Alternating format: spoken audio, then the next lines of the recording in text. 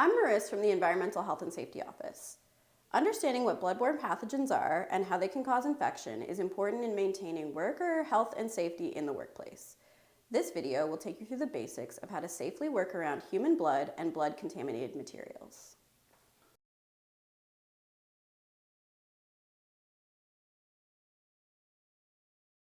Bloodborne pathogens are microorganisms such as viruses or bacteria that are carried through the blood and other body fluids. Viruses are organisms that cause infection by entering the body and multiplying within the body's healthy cells. Bacteria are single-celled organisms that live inside or outside the body and can cause illness after entering the body.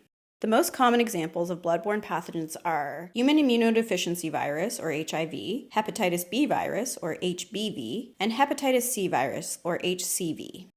HIV is a virus that attacks the immune system. If untreated, it can cause acquired immunodeficiency syndrome, or AIDS. There is no cure for HIV. Occupational transmission of HIV is extremely rare. HBV is an infectious liver disease. It attacks liver cells, leading to chronic infections or diseases of the liver such as cirrhosis or liver cancer. The risk of contracting HBV is extremely low if a person has been immunized with the HBV vaccine. HCV also attacks the liver and can cause diseases such as cirrhosis or cancer. HCV symptoms can range from mild to severe. HCV is more infectious than HIV. In 2020, the HCV rates in Canada were 18.4 cases per 100,000 people.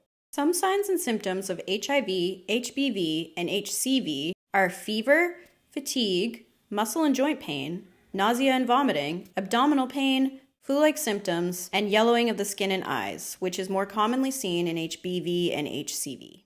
All blood should be handled as if it is potentially infectious. Exposure to bloodborne pathogens could occur when an individual comes into contact with materials that are contaminated with blood.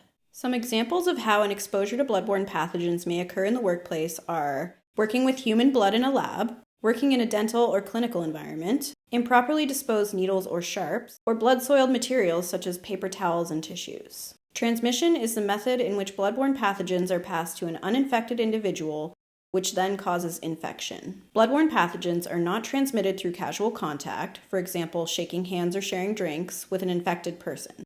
Transmission of bloodborne pathogens can occur through needle stick or sharps injuries, contact with open cuts or sores, or contact with mucous membranes such as the eyes, nose, or mouth. The most common way that workers are exposed to bloodborne pathogens is from puncture wounds from sharps or needle sticks. Infection through exposure from contact with broken skin or through mucous membranes is less common. Wherever there is the possibility of contact with blood in the workplace, workers should take precautions to prevent contact with the skin, eyes, or mucous membranes. Exposures do not necessarily always lead to infection, however, workers should file an incident report if an exposure incident has occurred. Some factors that affect the risk of bloodborne pathogen exposure and transmission include the type of fluid you're working with. Blood has a higher risk of transmission because it carries the highest concentration of bloodborne pathogens compared to other bodily fluids. The volume of fluid. Being exposed to a higher volume of fluid increases the risk of transmission. The type of pathogen. The type of pathogen present in the blood may increase the risk of infection, as some pathogens are more infectious than others. The entry route. How the bloodborne pathogen enters your system may affect the likelihood of transmission. For example, needle sticks or sharps injuries are more likely to transmit pathogens. The concentration of virus. A higher concentration of viral particles in the body fluid increases risk of transmission. The activities or jobs being performed. Some job duties may have an increased risk of exposure to blood compared to other duties. For example, healthcare workers are more likely to be exposed to blood and body fluids based on the nature of their work. Blood or blood-soiled items should be treated as if they are potentially infectious and may cause illness. To prevent exposure to bloodborne pathogens, proper personal protective equipment, or PPE, should be worn. PPE is equipment or materials that provide a physical barrier against hazardous materials, such as bloodborne pathogens. The PPE needed will be dependent on your job duties. If working in a lab, gloves and lab coat are required when working with blood. For custodial staff, gloves may be worn to prevent direct contact with contaminated items. Disposable gloves must be discarded and a new pair put on if they are torn, punctured, or visibly soiled. Disposable PPE must not be reused. In case of an exposure, such as accidental needle stick, splash, or broken skin coming into contact with contaminated materials, wash the affected area thoroughly with soap and water, bandage any wounds, report it to your supervisor, and submit an incident report. To ensure personal health and safety in the workplace, it's important for workers to follow standard operating procedures and safe work practices, complete relevant safety training, use PPE when required, and report any incidents to their supervisor. Although handling potentially contaminated items should be avoided, sometimes contact may still occur.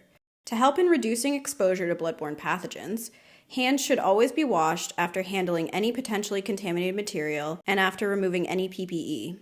Follow proper hand washing guidelines to ensure hands are sufficiently cleaned. If sinks with soap and water are not available, hand sanitizer is another good option for hand cleaning. Blood spills may be encountered during routine job tasks. It's important to know how to properly decontaminate the material. If you do find a surface that is contaminated with blood, place an absorbent material such as paper towel over the contaminated surface.